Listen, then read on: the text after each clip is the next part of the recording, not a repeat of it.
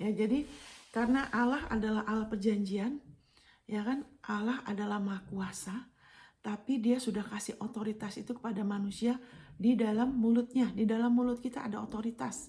Firman Tuhan mengatakan hidup dan mati dikuasai lidah. Amin. Haleluya. Sehingga dalam Allah berurusan dengan kita manusia itu selalu melalui perkataan, melalui firman-Nya. Dan di dalam perjanjian kan ada perkataan. Ya kan? Haleluya. Dan Dia sanggup mengubahkan segala sesuatu yang benar-benar sepertinya sudah tidak ada jalan keluar. Contohnya seperti Yusuf. Ya kan dulu kan gak seperti sekarang saudara ya. Dia dulu hidup waktu dia dihianatin oleh keluarganya, belum ada HP ya, belum ada kendaraan seperti sekarang, ya kan? Mau komunikasi juga susah, ya kan? Tapi bagaimana segala hal yang mustahil, yang kelihatannya secara pengharapan manusia itu sudah mustahil, ya kan? Contohnya Yusuf, contohnya Abraham. Tapi karena Allah adalah Allah perjanjian, Dia sudah bilang, dari keturunanmu, Hawa, ya kan, akan ada penyelamat. Haleluya, amin saudara. Haleluya, sehingga haleluya, sebelum dan Allah itu begini saudara ya, kita harus tahu, kita bicara mengenai semuanya baik. Allah itu sudah tahu apa yang akan terjadi di bumi loh. Dia sudah tahu apa yang akan terjadi dengan saudara. Ya hari ini, besok, tahun depan, minggu, dia udah tahu. Dia sudah tahu semuanya. Dia tahu lebih daripada kita. Amin. Itu sebabnya Dia adalah Allah yang selalu mempersiapkan umatnya sehingga waktu itu sebelum kita jalan di jalan itu, Dia sudah siapkan jalan keluarnya. Sehingga semuanya bisa menjadi baik. Sama aja. Ya kan Allah bisa ngelihat hatinya. So, ini mungkin saya tidak akan ke itu karena saya akan kasih ayat yang lainnya. Ini banyak anak Tuhan kan mengerti mengenai cerita Yusuf ya. Ya kan Allah sudah ngelihat, ya kan Yusuf tidak tahu, tapi Allah melihat apa yang di dalam hati saudara-saudara Yusuf loh. Apa yang mereka suka ngomong, mereka pikirkan, Allah itu sudah kelihatan sama Tuhan. Amin. Sehingga sebelum itu terjadi dan Allah juga sudah tahu akan ada musim kelaparan. Sekarang sama aja saudara. Dia sudah tahu apa yang terjadi di bumi loh. Dia sudah tahu mau akan ada musim kelaparan, inflasi. Dia sudah tahu. Dia juga sudah tahu akan ada COVID. Amin saudara. Nah sekarang saya percaya termasuk P3K ini. Tuhan sedang mempersiapkan dengan melalui anak-anaknya yang rela. Ya kan. Mau dipakai ya untuk mempersiapkan salah satunya ya. Untuk mempersiapkan tubuh Kristus. Lebih lagi siap. Berjalan dalam diri kita yang sebenarnya, untuk kita bersinar lebih terang, karena kemuliaan Tuhan terbit atas kita, sehingga waktu itu datang sama seperti itu semua diulang lagi, ya kan? Karena Tuhan bekerja, kerajaan Allah itu seperti orang menabur benih, ya kan? Dia selalu Allah yang bersiap-siap, sehingga dari situ sebelum Yusuf mengalami itu semua, Allah sudah kasih Yusuf mimpi. Nah sekarang ini, ya kan firman Tuhan mengatakan melalui penebusan Yesus saudara, Allah sudah tahu apa yang akan kita hadapi seumur hidup kita loh. Allah tuh Allah, Dia bukan manusia. Dia gak usah nunggu terus Dia kaget. Wah, Dia sudah tahu di dalam hidup saudara. Saudara perlu apa? Apa yang iblis coba lakukan, Allah sudah tahu. Amin saudara, haleluya. Puji Tuhan, ini kabar baik. Ini kabar baik saudara, amin. Haleluya. Haleluya. Dan waktu itu saya dapat pesan yang luar biasa. Waktu kita berdoa bersama buat tubuh Kristus, Tuhan ingatkan, kalau pesan dari Tuhan itu akan selalu sesuai firman, ya kan? Dia mengatakan ini, jangan punya sikap yang sama seperti sebelum COVID. Ya kan? Karena Allah tuh Allah yang selalu mengatakan hal-hal akhir dari awal. Ya kan? Itu sebabnya, nanti kita lihat ayatnya, Allah sudah menjadikan Yesus sebagai Alfa dan Omega. Amin. Dia sudah mendahului kita. Dia sudah ada di depan kita. Sama seperti Dia sudah ada di masa depannya Yusuf, di masa depannya Abraham. Dia sudah ada. Dia sudah berikan firman-Nya. Karena firman-Nya, langit dan bumi akan berlalu. Ya kan, firman-Nya akan tetap. Dan gak ada yang bisa mengalahkan Allah kita. Amin. Tidak ada yang Yesus bilang, my Father is greater than all. Bapakku lebih besar dari semuanya. Dia bilang, kita sudah ada di tangan Bapa. Dan my Father greater than all, tidak ada yang bisa mengambil kita dari tangan Bapa. Ya kan, puji Tuhan.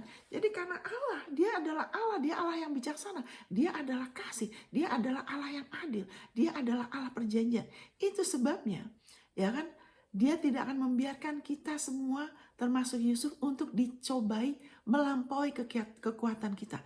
Dia tahu kekuatan Yusuf sampai di mana, dia tahu kekuatan saudara sampai di mana. Itu sebabnya firman Tuhan menasihatkan kita ya. Nanti kita juga ke situ ya. Bentar ya. Untuk kita tidak membanding-bandingkan diri kita dengan yang lain. Kenapa? Karena kita semua punya panggilan yang berbeda, karunia kita beda, dan kekuatan kelemahan kita juga beda. Itu sebabnya kita nggak usah bermegah, ya kan, atas apapun selain di dalam Tuhan. Itu 1 Korintus 1:31.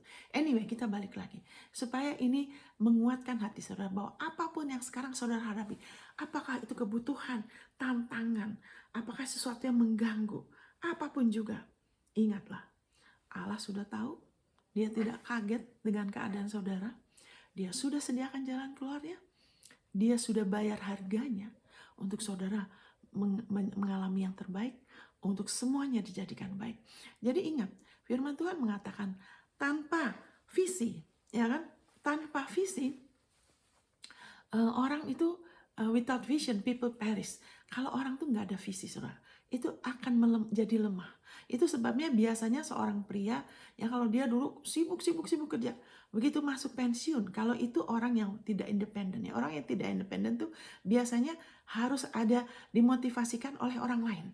Kalau dia tidak ada seorang yang bukan independen, seorang yang tidak biasa, ya kan, dari situ dia udah kehilangan visi. Dia biasanya sakit-sakitan loh, ya kan? Kenapa? Sudah nggak ada visi, biasanya tiap hari, aku harus kerja, aku harus ngatasin gini, udah nggak ada. Nah, kita begitu juga. Allah tahu apa yang Yusuf akan alami, dia kasih mimpi sebagai visi untuk dia, untuk kasih kekuatan. Karena keadaan di sekeliling dia itu setiap hari bicara, oh kamu gak ada jalan keluar, keadaan makin buruk, orang gak tahu, keluarga kamu gak tahu kamu di sini, ya kan, mereka membenci kamu, bla bla bla bla bla. Itu semua berteriak kepada Yusuf. Amin, saudara. Sekarang juga gitu. Mungkin saudara dan saya ada tantangan, saya gak tahu apa, itu semua berteriak sama saudara. Mungkin penyakit, mungkin masalah keluarga, itu semua kita dibombardir loh. Amin, saudara. Kenapa? Karena ada iblis. Ada iblis, kita punya musuh yang membenci kita. Amin, saudara. Tapi puji Tuhan, Yesus adalah Alfa dan Omega. Dan itu sikat aja, kita langsung aja ke ayatnya. Karena dia Allah yang demikian, dan itu adalah hukum roh kehidupan, saudara. Satu hukum adalah sesuatu yang konsisten. Hukum gravitasi itu konsisten. Di mana aja, siapa aja, kapan aja, itu akan selalu begitu. Tapi ada hukum lain, ya kan? Ada hukum lain yang bisa mengatasi hukum gravitasi. Sama juga di dunia ini ada hukum dosa dan hukum maut. Semua manusia sudah kehilangan kemuliaan Allah. Itu sebabnya kalau ada kesalahan, ada dosa, akan ada kutukan, akan ada risiko, akan ada hukuman. Tapi puji Tuhan, hukum dosa dan hukum maut sudah diatasi dengan hukum roh kehidupan. Haleluya, itu Roma 8 ayat 1 dan ayat 2. Haleluya, itu sebabnya, haleluya, kita bisa seperti Raja Wali. Ya kan, kita ibaratkan seperti Raja Wali yang tidak terbang di kepayahan melawan badai.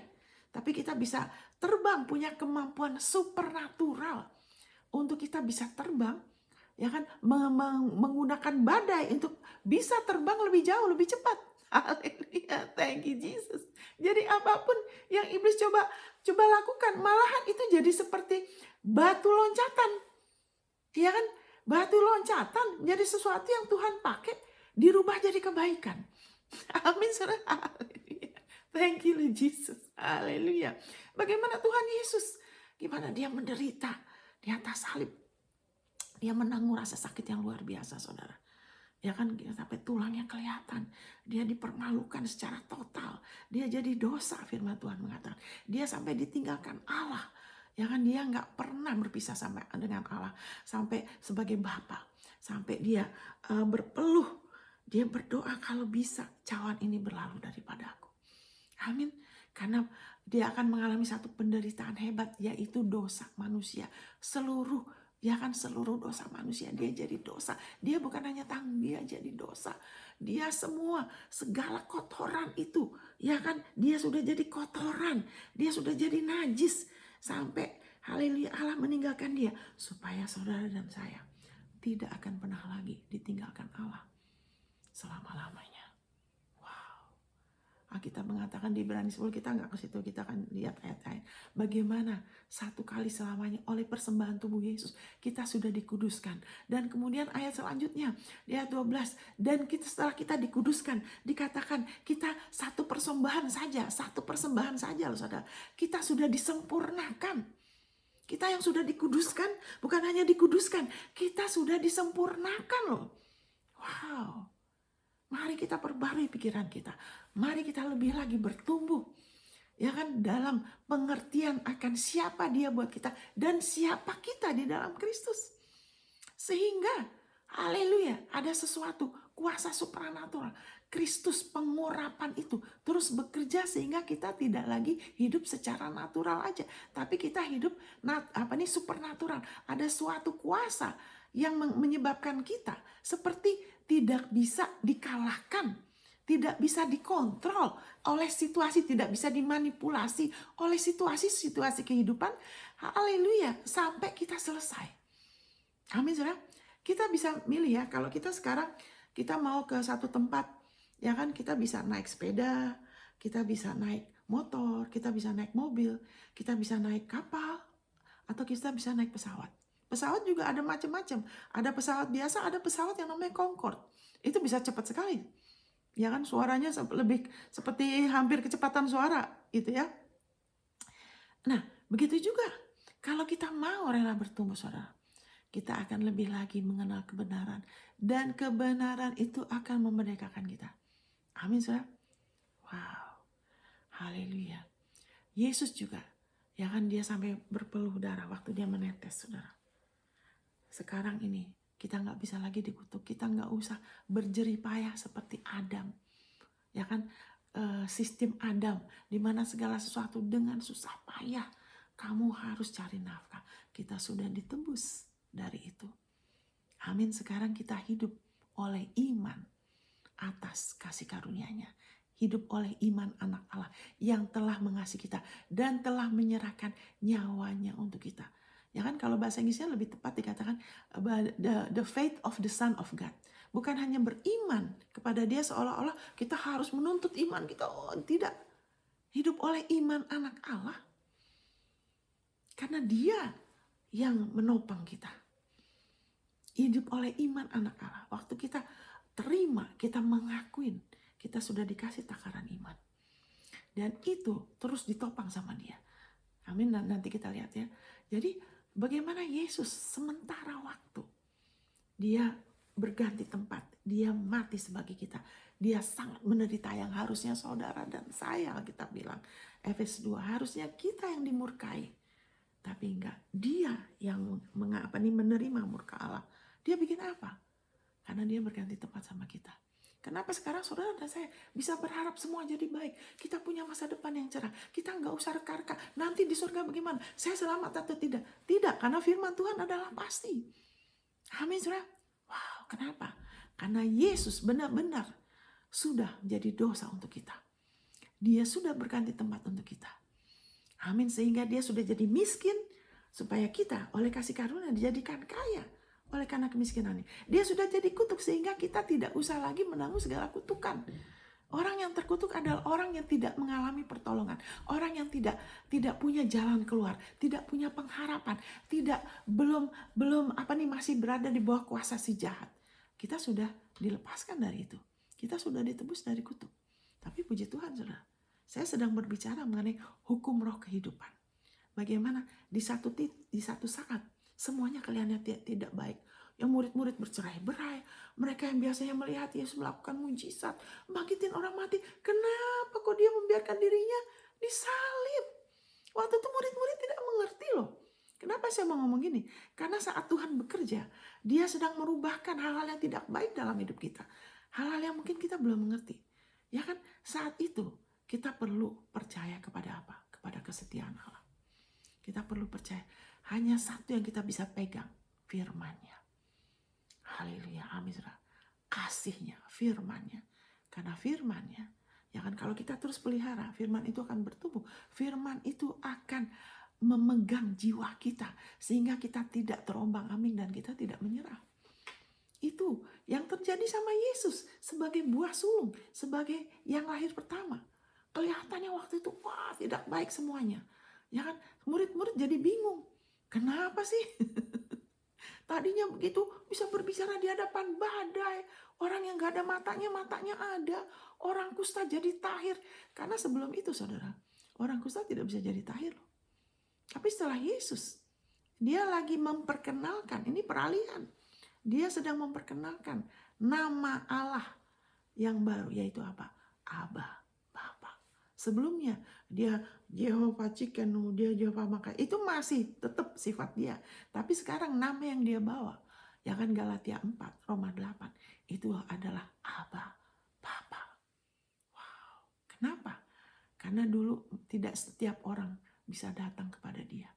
Dulu harus ada perantara, imam lewat manusia. Tapi sekarang hanya satu perantara, manusia kepada Tuhan. Perantara yaitu manusia Yesus Kristus. Amin. Nah waktu saudara, baik kita bayangkan sebentar ya, bagaimana, karena mungkin hidup saudara sekarang gitu, mungkin ada di antara saudara ada sesuatu yang saudara tuh takut, saudara khawatir, bertanya-tanya, kok belum ya, gitu kan, kok kenapa ya, sepertinya, ya kan, masalahnya kelihatannya belum selesai, penyakitnya kok sepertinya masih bisa berasa ya, masih kelihatan ya. Wah ini susah terus Bu Monica, kok saya ada terus masalah keuangan. Ya kan, biarlah saudara dihiburkan bahwa Allah tidak bisa berdusta. Ya kan, dia sanggup, ya kan, menjadikan semuanya baik. Bukan hanya sebagian. Ya seperti Yesus. Ya kan, bagaimana dia kok tiba-tiba seperti tidak berdaya. Padahal dia bisa panggil berapa legiun malaikat. Makanya Yesus bilang, gak ada seorang pun yang bisa membunuh aku. Gak ada yang bisa ngambil nyawaku. Aku berikan nyawaku. Dia bilang gitu loh. Amin. Waktu orang-orang mau nangkep dia aja. Mana? Yesus. Ya kan, dari Nazaret. Yesus bilang, I am. Waktu dia bilang I am, mereka semua jatuh. Amin. Ini pencipta. Karena Allah menciptakan manusia. Menciptakan semua ini melalui perkataan. Yesus adalah perkataan Allah yang menjadi daging, menjadi manusia. Makanya ini pencipta, ya kan, mau dilecehkan, mau diremehkan, direndahkan, gak bisa. Dia memilih untuk merendahkan dirinya. Makanya Alkitab bilang Allah memberi nama di atas segala nama. Karena Yesus memilih untuk merendahkan dirinya. Wow, itu lebih susah saudara. Kalau kita gak berdaya, ya sudahlah kita gak berdaya. Tapi kalau kita berdaya dan kita memilih untuk kita tidak balas, untuk kita malah mendoakan orang gitu, untuk kita terus mau mengampunin, kita percaya yang terbaik, itu perlu kekuatan. Amin saudara. Dan Allah kita adalah Allah yang seperti itu, yang mengatakan, hei, kamu jangan dikalahkan ya oleh kejahatan. Kalau ada yang jahat sama kamu, kalau ada yang menipu saudara, ada yang memanfaatkan saudara, ada yang tidak jujur, tidak setia, firman Tuhan bilang, jangan biarkan kejahatan mengalahkan engkau. Kalahkan kejahatan dengan kebaikan. Karena dia juga begitu. Amin saudara. Sebentar saya minum dulu. Haleluya. Bicara mengenai Yesus. Haleluya. Bikin hati saya ada sukacita. Memang dia hebat ya. Makin ngelihat dia sebenarnya makin wow. Ya kan? Bagaimana terpukulnya sampai Petrus saking takutnya. Kenapa? Dia karena kaget, shock. Kok gak seperti yang selama ini Yesus kita tahu? Amin. Padahal Yesus sudah sering ngomong, Ya, aku akan disalib, aku akan disesah, tapi setelah 3 hari aku akan bangkit. Dia udah ngomong berkali-kali. Haleluya. Dia sering ngomong mengenai jati diri dia, misi dia ulang-ulang, saudara. Tapi waktu itu kan belum ada Roh Kudus ya. Jadi masih terbatas ya. Tapi bagaimana sampai muridnya tercerai-berai. Terus Petrus takut. Petrus paling takut, kenapa? Karena saat seseorang mau berdiri, ya kan, ada kecenderungan mau berdiri atas kasihnya kepada Tuhan, itu akan ada takut, saudara. Karena kita tidak bisa berdiri. Yesus bilang, kamu tuh tidak bisa apa-apa loh tanpa aku. Kita mengasihi Tuhan itu seyogianya lah. Kita sudah dikasih segala macam, kalau kita tahu pasti kita akan mengasihi dia. Tapi itu bukan dasar kita dibenarkan loh. Dan itu adalah apa yang Petrus alami. Dia merasa insecure ya, tidak merasa aman atas penerimaan Yesus, ya kan, akan kasih Allah. Dia tidak merasa secure dan dia selalu mau membuktikan dirinya, membuktikan jerih payah dia. Ya, Allah tuh baik loh. Walau begitu Allah tidak meremehkan dia. Cuman Allah tahu kelemahan dia, makanya Yesus bilang. Nah, Yesus sebelum itu terjadi dia udah tahu.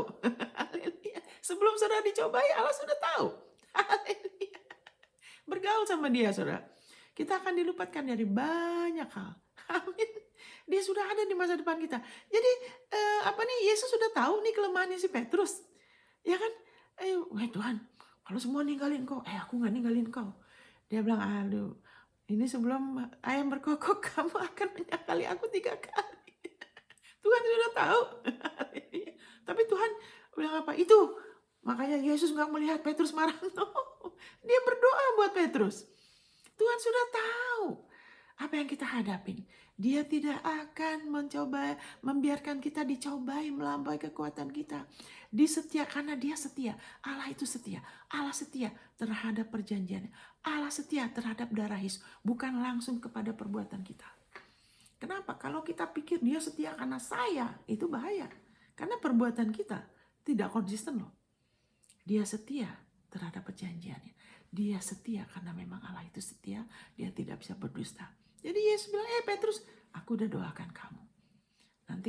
Terus Yesus bilang lagi, nanti kalau kamu dipulihkan, kamu pulihkan yang lain. Wow, keren ayat Allah kita ya. Keren Tuhan Yesus kita ya. Amin. Dia sudah tahu apa yang saudara alamin.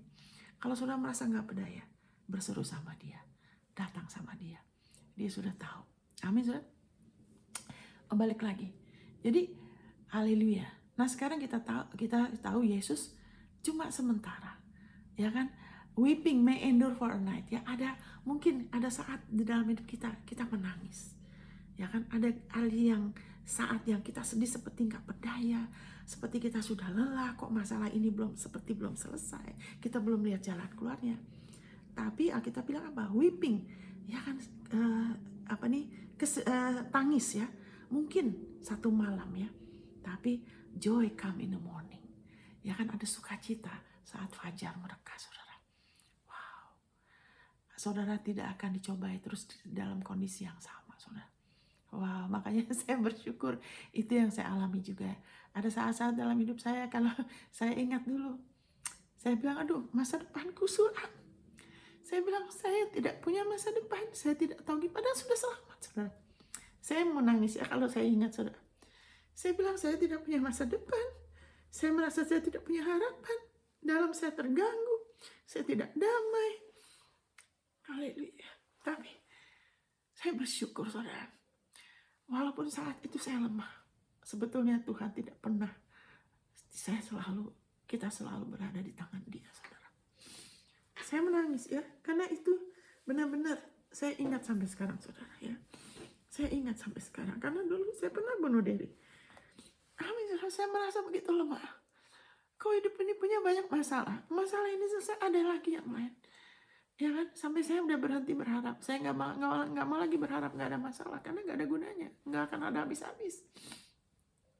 Tapi saya bersyukur bagaimana sekarang, waduh, beda sekali seperti langit dan bumi, saudara.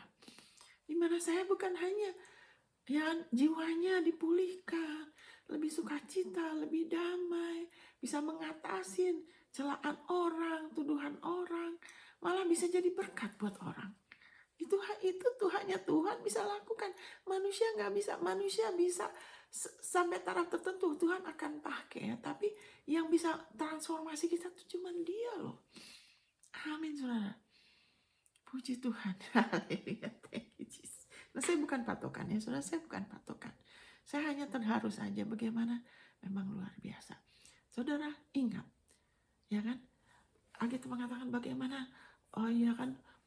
Murid-murid porak-poranda ini sebentar aja ya. Terus Petrus sempat menyekalin, semuanya seperti kacau. Itu sesuatu yang tidak pernah mereka alamin. Ya kan, di dalam perjanjian mereka dengan Tuhan, mereka tidak pernah alamin itu. Segala sesuatu kok kayaknya berubah. Tapi itulah Tuhan kita. Tapi puji Tuhan. Ya kan, haleluya, 3 hari setelah itu saudara. Wow, Yesus bangkit. Wow, itu yang menyebabkan segala sesuatu yang tidak baik dalam hidup kita bisa dijadikan semuanya baik. Amin saudara. Kenapa? Karena Yesus sudah berganti tempat dengan kita. Kita yang dulu tidak punya pengharapan. Kita mungkin merasa lemah. Ya kan, mungkin haleluya, apapun kita nggak tahu.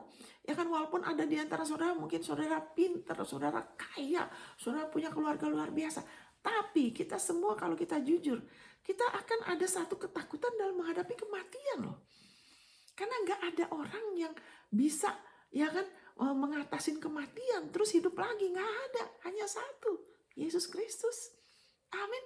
Dia bilang, dulu aku mati, sekarang lihatlah I live, aku hidup. Amin. Dia sudah keluar dari kuburnya. Dia sudah dibangkitkan, bukan karena dia anak Allah, bukan hanya sekedar dibangkitkan untuk kita, tapi dia sudah dibangkitkan bagi pembenaran kita. Wow. Ya kan, Roma 4 ayat 25, dia sudah diserahkan bagi pelanggaran kita. Haleluya, tapi sudah dibangkitkan bagi pembenaran kita. Dan itu adalah selamanya. Itu adalah fondasi di mana kita bisa terus percaya apapun yang iblis coba lakukan dalam hidup kita, yang tidak baik, yang lewat manusia, ya kan, apapun juga kita pernah alami, mungkin akan ada sesuatu kita tidak tahu, ya kan, di dunia ini ya, saudara nggak usah mengalami itu semua, karena nanti saya kasih ayatnya sebentar ya saudara, ya kan, tapi kita bisa punya harapan yang pasti karena Yesus sudah bangkit, dia sudah mengatasin penyebab iblis punya akses untuk mencuri, membunuh, merusakkan. Dia sudah atasin, dia sudah mati sebagai manusia alami kita, dan dia sudah kasih identitas dia. The robe of righteousness, the gift of righteousness, hadiah, anugerah, kebenaran. Di mana melalui posisi ini kita punya akses setiap saat untuk masuk ke dalam tahta kasih karunia dengan keberanian. Ya kan, Ibrani 10 ayat 19. Kita sekarang dan selamanya, bahkan kita hidup, ya kan, kita berdiri, kita hidup di dalam dia, kita berdiri di atas akses ini, berdiri. Kenapa berdiri? Karena kita harus rela, ya kan, untuk berdiri di atas hak kita. Kita harus rela melawan situasi kehidupan, bukan dengan kekuatan kita, bukan dengan hanya tekad ya. Tekad itu kita hanya bisa punya tekad kalau kita beriman dulu. Kita tidak hidup oleh jiwa, kita hidup oleh iman. Kalau hanya bertekad saja, semua orang bisa, saudara. Kita tidak hidup hanya oleh tekad saja, itu bahaya. Kita hidup oleh iman. Inilah kemenangan yang mengalahkan dunia. Iman kita. Ya. Oke, kita langsung aja ya. Kita langsung aja, saudara. Kita ke 1 Yohanes 5. Ya kan, kita sekarang orang benar hidup oleh iman.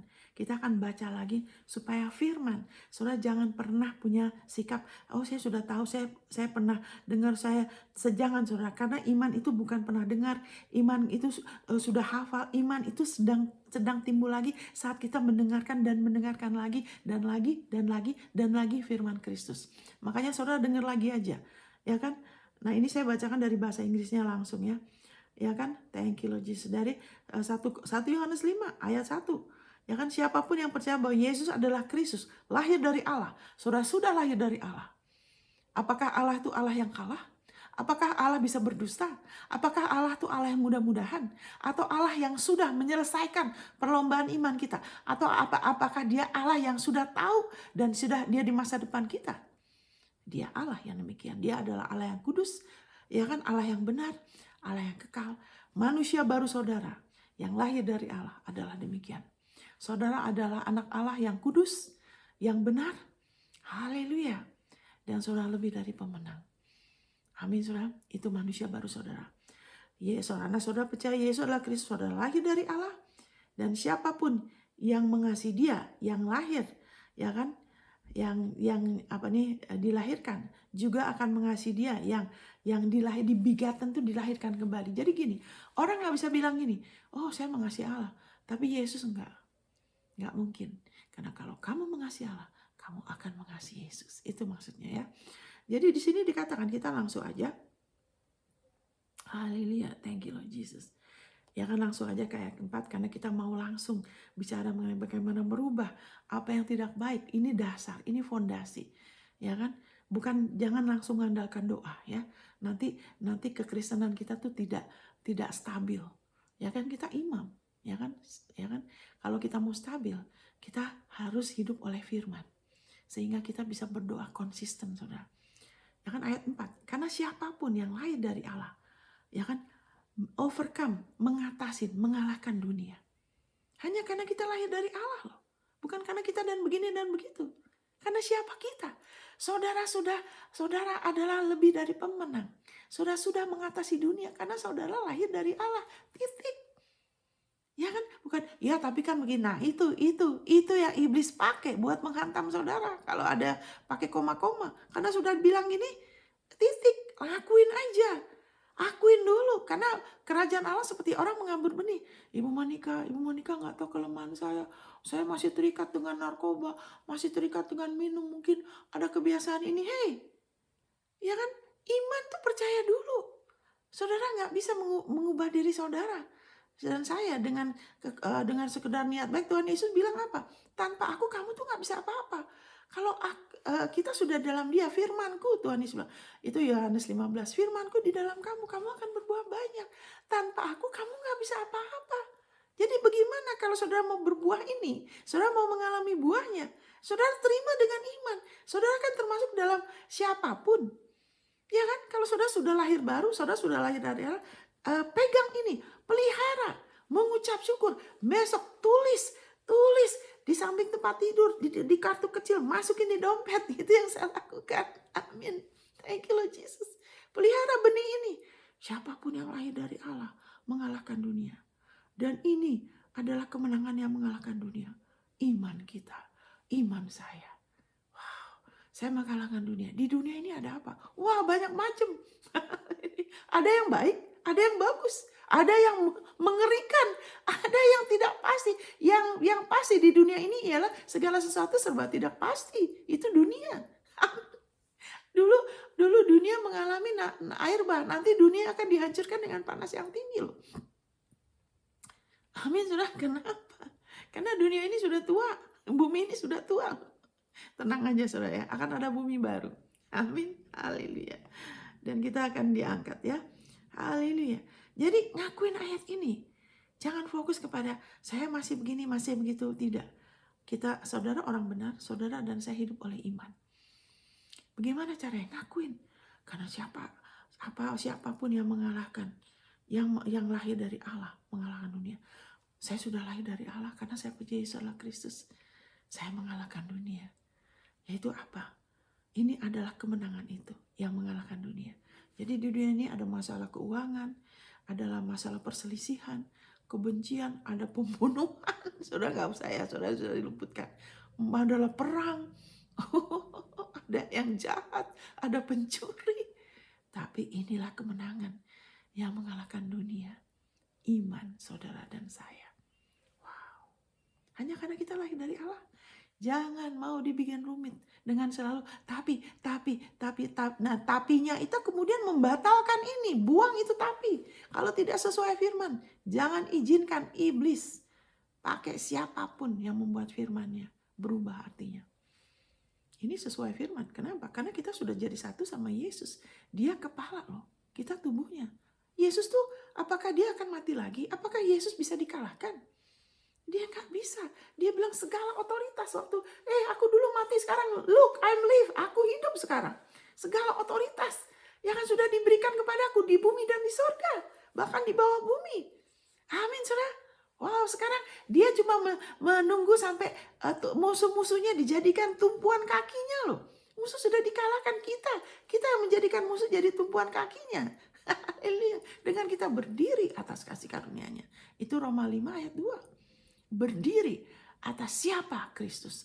Atas siapa kita di dalam Kristus. Dari situ baru kita berdoa. Baru kita deklarasi firman. Dari posisi kemenangan. Ini salah satu, ya kan, saya di dalam nama Yesus, saya berdoa untuk tubuh Kristus saat ini, untuk saudara semua, supaya saudara dan saya terus terima pewahyuan bahwa karya Kristus, perjanjian baru adalah satu karya yang sudah selesai.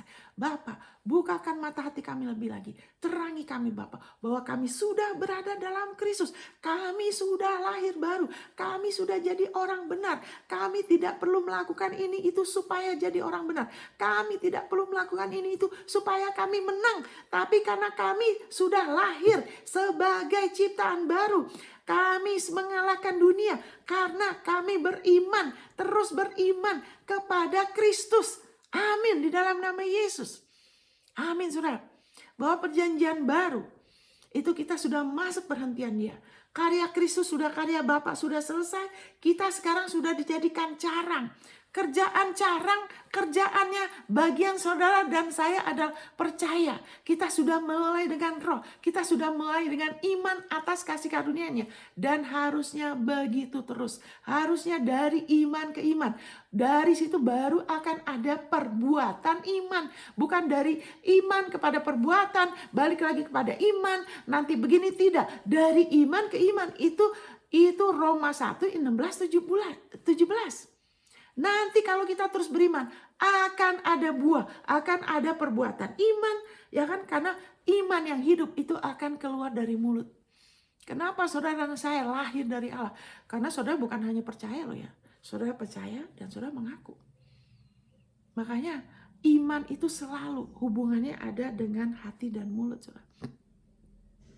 Makanya beberapa anak Tuhan yang tidak mengerti, ya kan, kurang renungin, kurang perkatakan, itu akan jadi berat, saudara. Karena pikiran tuh diserang, ya kan, terus dengan segala macam kebohongan, iblis akan pakai, kamu tuh begini, dia akan pukulan lagi, seperti Yesus belum dipukulin. Kamu nih Tuhan mana, Tuhan belum tentu terima kamu, wah begini, terus pakai kata saya lagi, pakai kata saya. Aduh, saya kok begini lagi sih, saya orang Kristen tapi kok saya begini.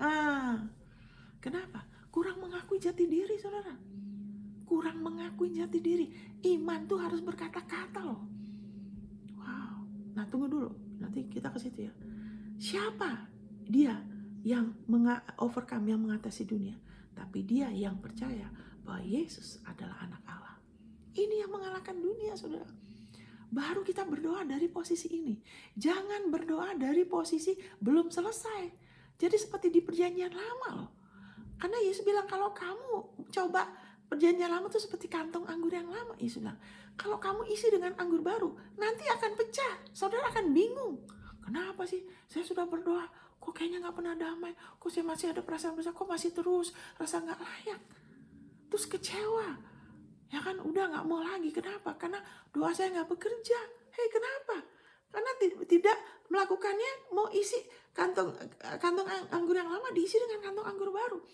Mau berdoa, deklarasi firman, puasa, semua dari posisi, ya kan, belum selesai.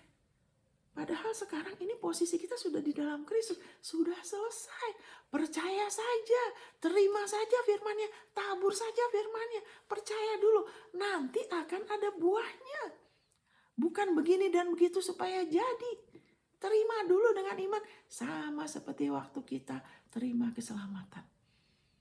Kita kan gak begini begitu baru diselamatkan kan.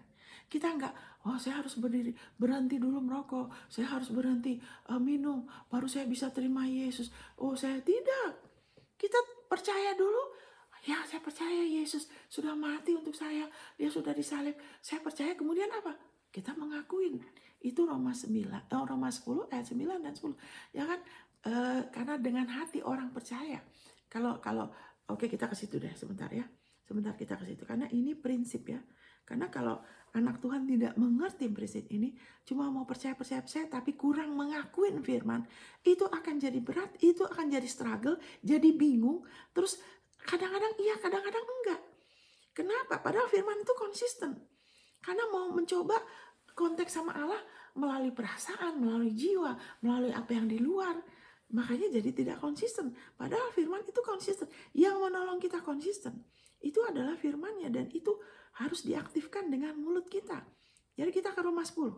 Roma 10. Ya kan, Roma 10, saudara. Ini yang akan nolong saudara dan saya.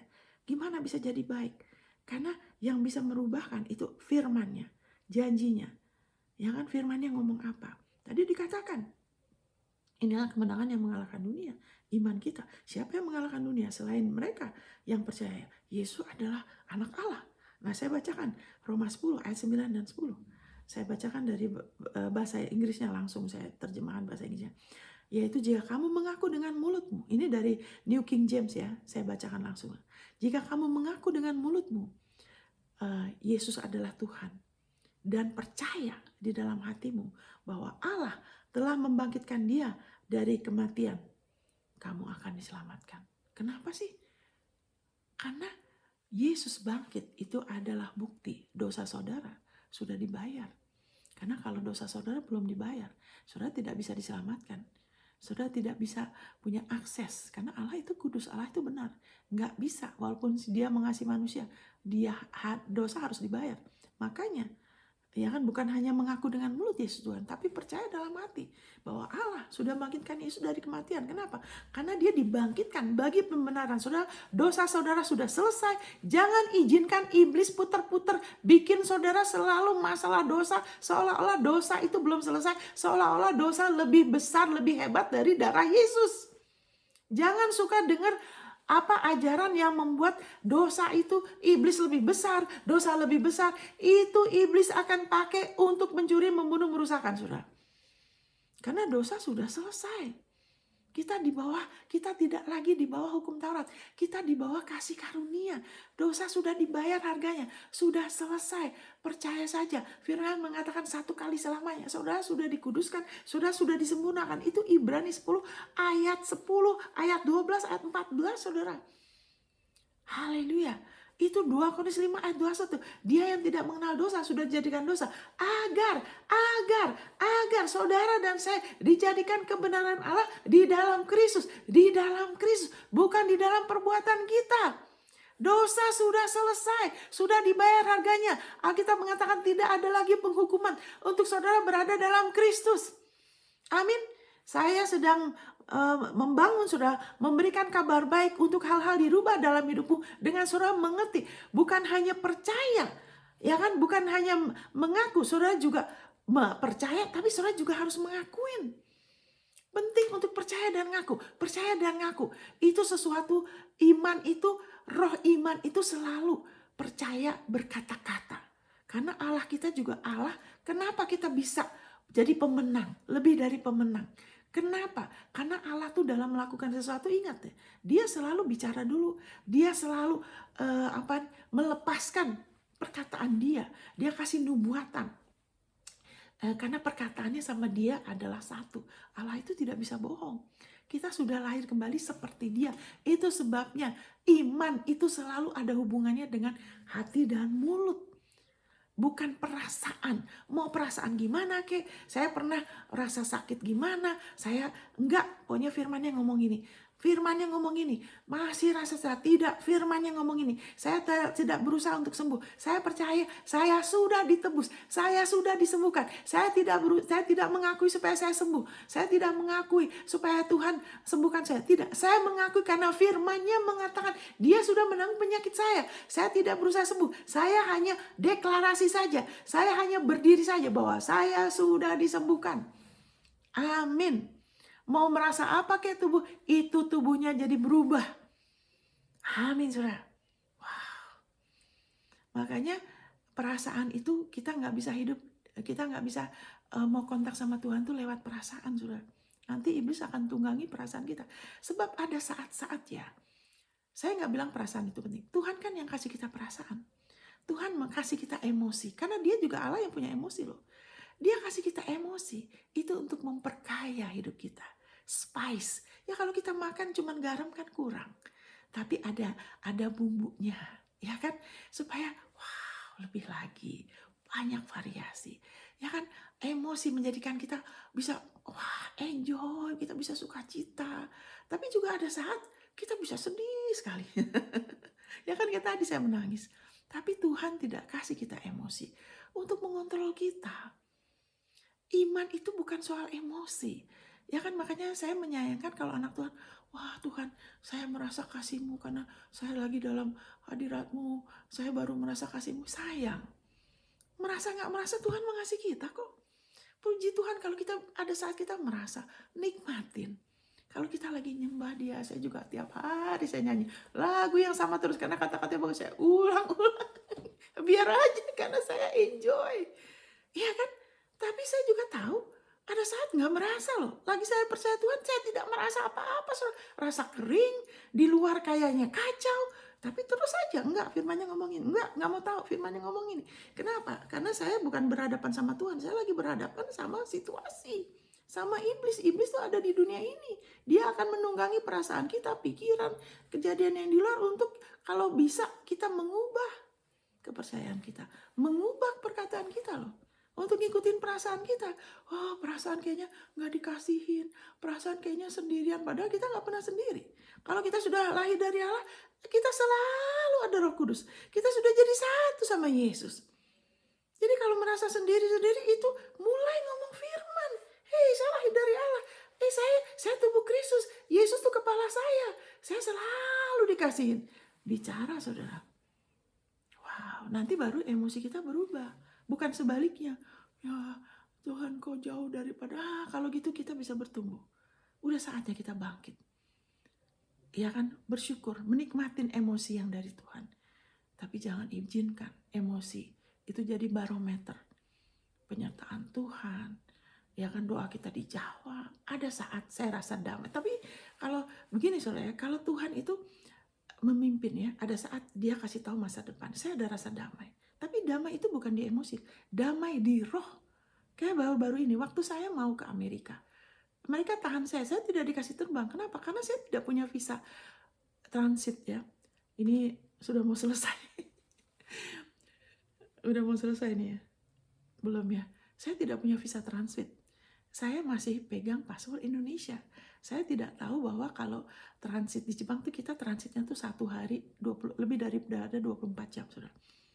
Ya kan kalau nggak salah 26 jam. Sehingga itu membutuhkan visa transit. Nah karena saya KTP saya juga bukan e-paspor, KTP biasa. Terus yang lebih parah, ya kan KTP saya walaupun e-KTP itu KTP Manado. Karena kita dulu tinggal lama di Manado. Saya bukan orang Manado ya, tapi kita tinggal lama di Manado. Makanya ya saya baru tahu belakangan bahwa perlu visa transit. Terus yang bikin lebih lagi rumit, tidak bisa ambil visa di Jakarta. Sedangkan kita di Indonesia cuma 2 minggu lebih. Kita nggak ada rencana ke sana kemari. Saya nggak mungkin urus visa yang cuma 1 hari ke Makassar. Sedangkan tiket sudah ada. Jadi bagaimana? Ya percaya sama dia. Kenapa? Karena kita ke Indonesia kita tahu Tuhan pimpin. Nah ini saya mau ngomong soal perbedaan antara emosi sama roh. Kalau kita membiarkan emosi jadi barometer, kita tidak akan pernah bisa stabil, tidak akan bisa dewasa dalam Tuhan. Tapi kalau kita hidup oleh firman, kita mau mendisiplin jiwa kita dengan firman. Selalu balik ke firman. Enggak, firmannya juga perjanjian baru ya. Bukan firman perjanjian lama loh ya. Bukan asal firman loh ya. Bukan cuma Mazmur yang masih campur baur loh ya. Firman perjanjian baru. Itu akan lebih gampang loh. Dengan tuntunannya. Ini ya kayak waktu itu. Ya udah, saya telepon kedutaan. Waduh, dia bilang kalau you mau berubah paspor, you perlu 6 hari lewat online. Itu udah nggak keburu. Ya udah. Nah waktu berangkat, waktu berangkat, ya waktu itu suami saya mulai urus, kita check-in segala macam. Saya permisi kamar kecil, balik dari kamar kecil, suami saya berusaha ngomong, dan yang lainnya mereka tetap tidak kasih, nggak bisa. Karena suami saya kan orang Amerika, tapi saya bukan orang Amerika. Dia bilang nggak bisa, you nggak ada visa. Jadi bagaimana? Tuhan, nah inilah kalau kita hidup dipimpin sama dia itu Benar-benar Tuhan tuh gembala kita. Hidup jauh lebih gampang, saudara. Kalau kita mau hidup buat dia, kita pakai kuknya dia. Ikut aja apa Tuhan mau. Waduh, lebih hidup itu jadi tidak rumit. Karena saya tahu Tuhan yang pimpin. Jadi saya bilang ini, oke, bikin surat pernyataan, saya tanda tangan. Saya bilang, saya akan bertanggung jawab kalau sampai masuk Jepang, mereka tolak, deportasi atau apa. Saya akan tanggung. Bukan pihak airline, bukan pihak ANA. Saya bilang, tolong bikin statement, bikin surat, saya tanda tangan. Jadi mereka langsung oke. Karena mereka tahu, saya akan tanda tangan. Saya akan tanggung jawab, bukan mereka. Kenapa mereka nggak kasih saya terbang? Karena mereka nggak mau tanggung, nanti imigrasi Amerika akan tegur mereka kan. Imigrasi Jepang, imigrasi Tokyo. Kan kita mampir di Tokyo kan sebelum ke Amerika. Jadi oke, saya tanda tangan, suami saya tanda tangan. Terus begini saudara, satu hal kenapa saya berani bertindak, saya ada damai. Nah, damai itu bukan di jiwa, di roh. Makanya Kolose 3 ayat 15. Let the peace of God. Biarlah damai Kristus, the peace of God, damainya Allah. Itu memerintah, jadi wasit di dalam dirimu. Waktu bilang di dalam dirimu tuh nomor satu bukan di dalam emosi. Karena kita bukanlah emosi, kita adalah makhluk roh. Diri kita yang sebenarnya tuh bukan emosi kita. Itu hanya bagian dari kita ya. Emosi kita tuh bagian dari. Tapi diri kita yang sebenarnya itu roh kita, hati. Hati kita tuh, dalamnya kita tuh yang pusatnya kita tuh roh. Emosi itu bagian dari kita, benar bagian dari jiwa kita tuh memang benar, maaf, itu bagian dari kita. Tapi itu belum diperbaruin, jadi iblis bisa tunggangin. Iblis bisa tunggangin untuk membuat seseorang merasa Tuhan tidak mengasihin, Tuhan tidak suka sama kamu, terus ngebanding-bandingin, lihat kamu gak seperti si Anu, si Anu, dan si Anu. Iblis akan bisa tunggangin emosi yang toksik, yang tidak benar. Makanya Tuhan akan memimpin dari dalam, dari roh. Jadi di dalam hati saya damai sekali. Walaupun di luar, ya kan, saya kan ngambil risiko. Bisa aja mereka, nanti kamu ya, kamu sama suami mungkin harus beli tiket mendadak hari itu juga. Kamu harus beli lagi. Tiketnya kan nggak murah juga. Tapi inilah enaknya kalau kita terus, ya kan, mau dengar firman kasih karunia, mau terus mengenal dia. Ingat, Yesus bilang, kuknya aku mudah, bebanku ringan. Fokus ke Yesus aja. Jadi hidupnya kita jadi nggak rumit, saudara. Ya kan, saya nggak, enggak, biasa aja. Karena sebelumnya udah, Tuhan mau saya, oke. Jadi waktu di Jepang, ya kan, walaupun saat itu ada risiko, tapi tetap damai itu memelihara. Itu yang juga Filipi 4 ayat 6 dan 8. Ya kan, serahkan segala kekhawatiranmu kepadanya, baru berdoa. Banyak orang belum serahkan ketakutan, ya kan, belum serahkan kekhawatiran, sudah berdoa. Sehingga doa sembari khawatir. Nanti doanya kadang iya, kadang enggak. Itu yang melelahkan. Kan Tuhan Yesus bilang, serahkan ke aku loh beban itu, ketakutan, kekhawatiran serahin dulu. Baru percaya kepada janjinya. Anyway, jadi singkat kata, masuk ke Tokyo, begini gitu. Nah, saya memang punya PR ya. Saya punya green card. Ya kan, tapi itu nggak bisa jadi jaminan, saudara. Yang mereka lihat tuh paspor. Saya paspor Indonesia, mereka nggak mau tahu mau punya green card atau apa. Akhirnya waktu di sana saya kasih lihat, mereka kasih nih pihak anak urus, memang kita mau balik, ya kan, dan sebagainya. Akhirnya udah semua lancar. Kita keluar di Tokyo 1 hari, ya kan, ketemu orang dan sebagainya, ya kan. Akhirnya kita berangkat dengan tenang, semuanya oke. Tapi satu hal yang sangat memberkati saya ada damai. Itu Kolose 3 ayat 15. Biarlah damai itu bukan di jiwa. Ya kan, bukan di jiwa. Emosi juga, maksudnya semangat juga. Jangan hidup dari semangat di jiwa. Hidup oleh roh. Nanti akan ada semangat di jiwa. Tapi jadi konsisten. Kan itu enak ya, ada damai. Walaupun situasi belum ini, tapi hati ini enak, saudara. Haleluya, thank you. Itu yang menyebabkan kita bisa terus bertahan sampai akhir. Damai itu yang memelihara. Karena di dunia ini ada macam-macam. Kalau kita terlalu hatinya risau, gelisah gitu, waduh saudara, kita nggak, gimana kita mau selesai? Itu nanti babak belur, jadi berat. Tuhan mengasihi kita, Bapak mengasihi kita. Yesus sudah menanggung kesedihan, ya kan? Dia sudah sudah menanggung maut, hukuman dosa, segala ketakutan dia sudah tanggung semua. Kita nggak usah tanggung lagi. Caranya harus ngomong, ya kan? Yaitu jika dengan, ini balik lagi ke Roma. Jika kamu mengaku dengan mulutmu, Tuhan Yesus, mengaku dengan mulut, dan percaya dalam hati bahwa Allah telah membangkitkan dia dari kematian, kamu akan diselamatkan. Nah, saudara sudah selamat.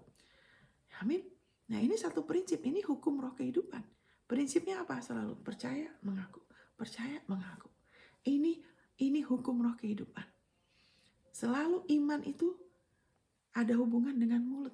Karena otoritas kita di mulut. Kalau orang bilang, saya gak mau percaya Tuhan. Kayak waktu itu saya pernah ketemu satu orang. Sampai udah mati, sudah ada kanker. Sampai terakhir dia bilang apa? Jangan doakan saya tidak percaya Tuhan. Tuhan tidak akan paksa loh. Di mulutnya dia menolak, Tuhan tidak akan paksa. Kasihan, sayang aja kan. Dia gak usah tanggung dosa dia. Dia harus tanggung dosa dia loh. Sayang, karena mulutnya dia gak mau ngaku.